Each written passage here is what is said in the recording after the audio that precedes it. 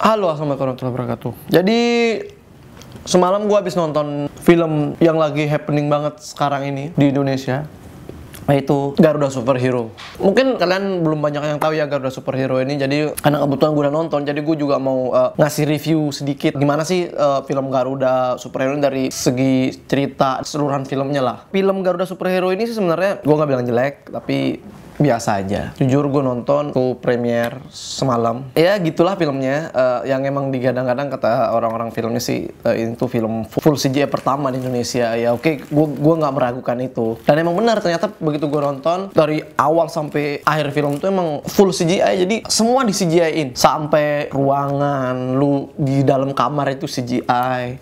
Itu tuh bohongan. Maksudnya di jalan, di rumah pun rumah bohongan. Bahkan bendera Indonesia aja di CGI. Yang gue Herman itu tuh, kenapa nggak pakai bendera asli aja dikerek? Menurut gue dari karakter Garuda Superhero ini sendiri, dia nggak mencerminkan superhero Indonesia sih kalau kata gue. Kalau misalkan emang tujuan dibikin tokoh Garuda Superhero ini adalah untuk jadi ikon baru superhero Indonesia, atau mungkin kalaupun bisa emang jadi idola baru anak-anak, ini akan sulit sih sebenarnya.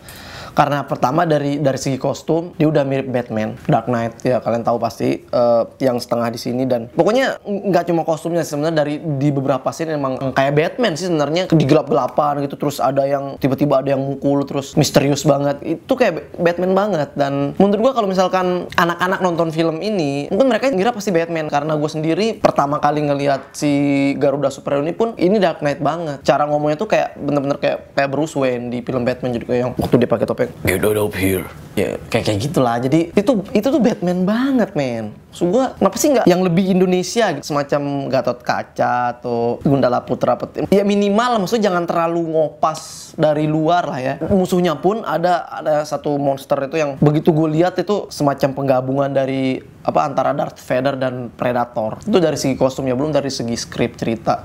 Menurut gue ceritanya tuh dia terlalu cepat banget, jumping.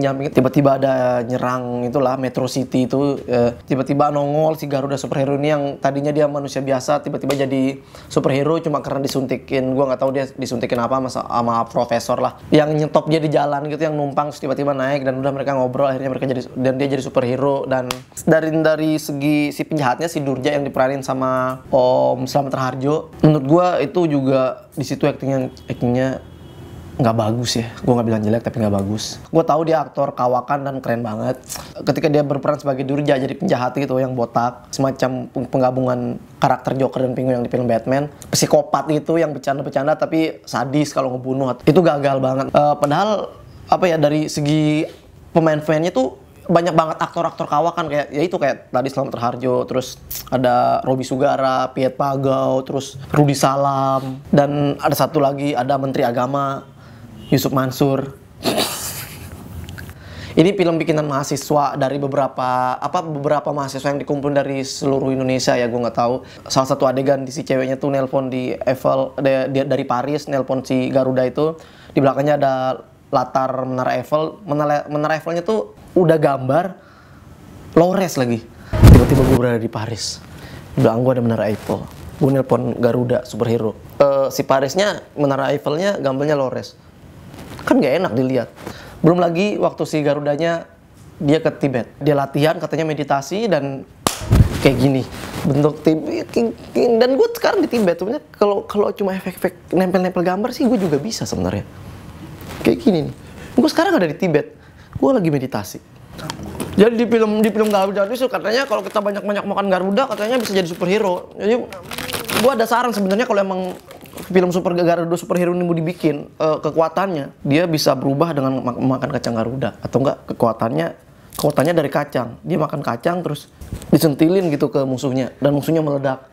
Itu baru keren. Di film Garuda Superhero ini semoga bisa menjadi stimulus buat para filmmaker yang lain, biar bisa membuat film-film yang full CGI kayak Garuda Superhero, atau mungkin film superhero atau film tentang masa depan yang full CGI tapi dengan kualitas yang lebih keren gitu. Maksudnya jadi ya semoga ini bisa menjadi acuan lah buat filmmaker yang lain. Dan